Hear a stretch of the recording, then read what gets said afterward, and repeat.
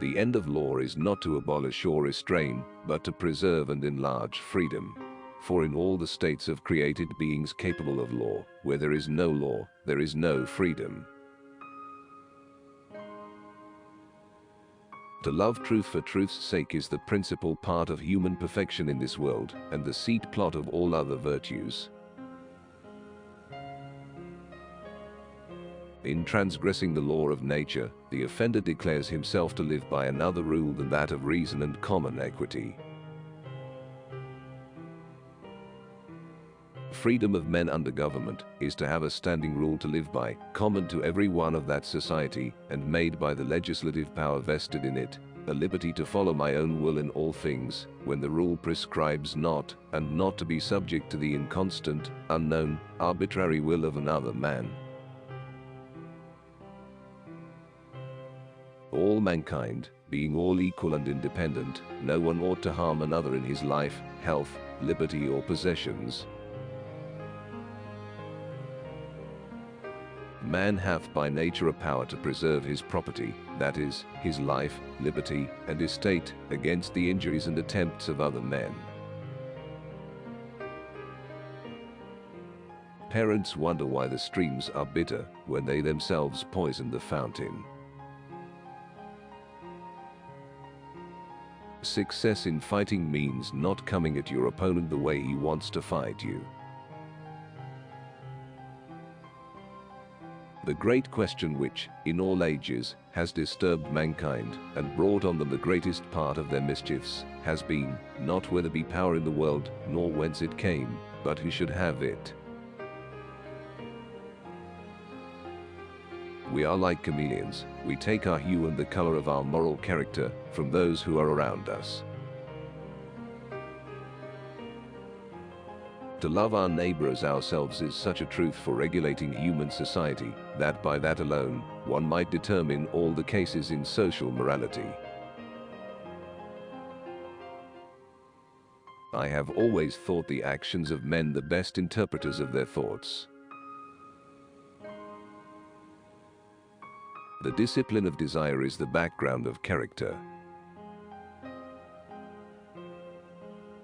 The dread of evil is a much more forcible principle of human actions than the prospect of good. To prejudge other men's notions before we have looked into them is not to show their darkness, but to put out our own eyes. Our business here is not to know all things, but those which concern our conduct. All men are liable to error, and most men are, in many points, by passion or interest, under temptation to it. Our deeds disguise us. People need endless time to try on their deeds until each knows the proper deeds for him to do. But every day, every hour, rushes by. There is no time. Where there is no property, there is no injustice. Our incomes are like our shoes. If too small, they gall and pinch us. But if too large, they cause us to stumble and to trip.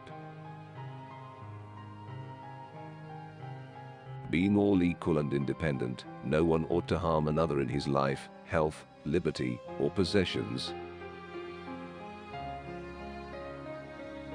Every man has a property in his own person. This nobody has a right to, but himself.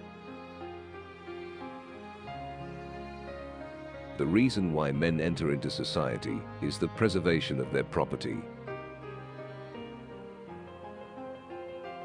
Fashion, for the most part, is nothing but the ostentation of riches. There are 1,000 ways to wealth, but only one way to heaven.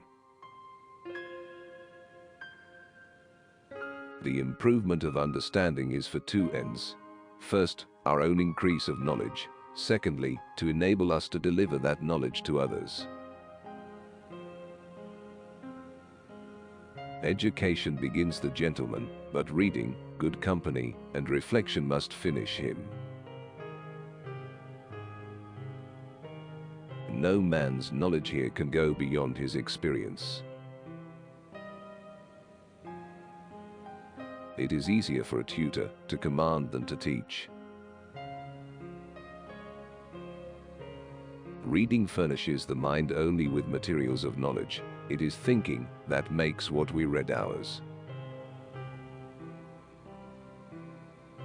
There is frequently more to be learned from the unexpected questions of a child than the discourses of men. Where all is but dream, reasoning and arguments are of no use, truth and knowledge nothing. A sound mind in a sound body is a short but full description of a happy state in this world. He that has these two has little more to wish for, and he that wants either of them will be little the better for anything else. It is one thing to show a man that he is in an error, and another to put him in possession of the truth. The visible mark of extraordinary wisdom and power appears so plainly in all the works of creation. Men being, as has been said, by nature, all free, equal and independent, no one can be put out of this estate and subjected to the political power of another without his own consent. The only defense against the world is a thorough knowledge of it. Reverie is when ideas float in our mind without reflection or regard of the understanding. What worries you, masters you. Fortitude is the guard and support of the other virtues.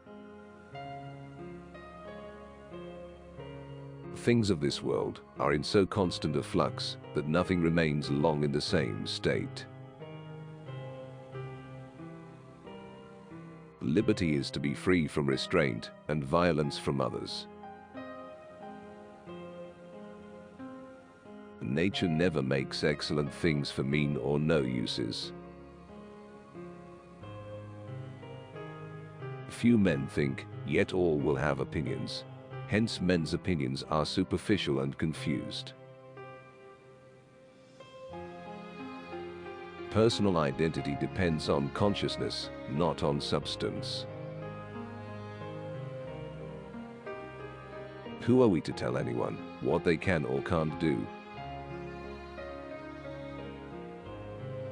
We are born to be, if we please, rational creatures, but it is use and exercise only that makes us so. It is of great use to the sailor to know the length of his line, though he cannot with it fathom all the depths of the ocean.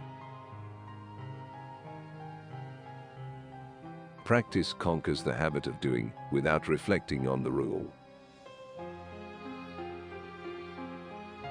I close my eyes, take a deep breath, and let it out completely, along with my soul.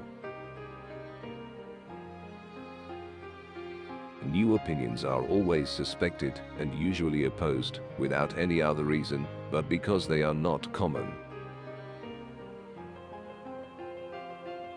It is only practice that improves our minds as well as bodies, and we must expect nothing from our understandings any farther than they are perfected by habits.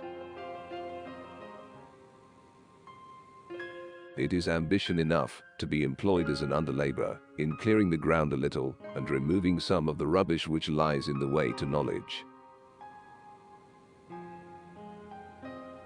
The legislative cannot transfer the power of making laws to any other hands, for it being but a delegated power from the people, they who have it cannot pass it over to others. When we find out an idea, by whose intervention we discover the connection of two others, this is a revelation from God to us, by the voice of reason. Truths are not the better nor the worse for their obviousness or difficulty, but their value is to be measured by their usefulness and tendency. There are some men of one, some but of two syllogisms, and no more, and others that can but advance one step farther. Virtue is harder to be got than knowledge of the world, and if lost in a young man, is seldom recovered. He that takes away reason, to make way for revelation, puts out the light of both, as one who pokes out the eye to see. The better to understand the nature, manner, and extent of our knowledge, one thing is carefully to be observed concerning the ideas we have, and that is, that some of them are simple and some complex.